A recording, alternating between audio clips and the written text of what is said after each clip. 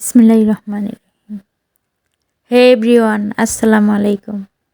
আমার এই যে জেসমিন 2.0 চ্যানেল থেকে সবাইকে স্বাগতম। আমি আজ রান্না করব চাইনিজ ভেজিটেবল।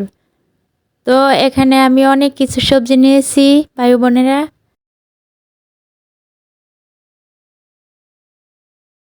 প্রথমে আমার সবজিগুলি আমি ভাপ দিয়ে নিয়েছিলাম। তো চলুন দেখা যাক। এখানে প্রথমে আমি দিয়ে দিলাম রান্নার অয়েল, তারপর দিয়ে দিলাম পেঁয়াজ রসুনের পেস্ট হাফ কাপ পরিমাণ, তারপর দিয়ে দিলাম আদা রসুনের পেস্ট 2 টেবিল চামচ। তারপর এখন এটাকে ভালো করে নেড়ে নিব। এখন দিয়ে দিলাম তেজপাতা, এলাচ, এটাকেও দিয়ে আমি এখন দিয়ে দেব মুরগিটা আমার সিদ্ধ করা ছিল, আমি মুরগিটা ছিঁড়ে নিয়েছি। এখন আমি একটু মিক্স করে নেব।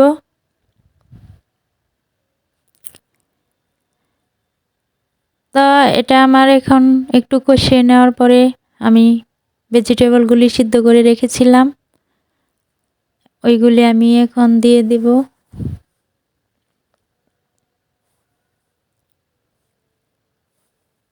এইগুলি দিয়ে আমি ভালো করে এটাকে মিক্স করে নেব। আমার মিক্স করা হয়ে গেছে। এখন আমার আরও কিছু সবজি বাকি আছে। ওই জায়গায় হচ্ছে বাঁধাকপি, পেঁয়াজ ফাল্লি, ক্যাপসিকাম, কাঁচামরিচ, এগুলি দিয়ে এখন আমি মিক্স করে নেব ভালোভাবে। এখন আমার মিক্স করা হয়ে গেছে। এখন আমি দিয়ে দেব টক দই 2 টেবিল চামচ। এটাকে নেড়ে নিব। এখন দিয়ে দিব কর্নফ্লাওয়ারটা আমি আগে গুলে রেখেছিলাম।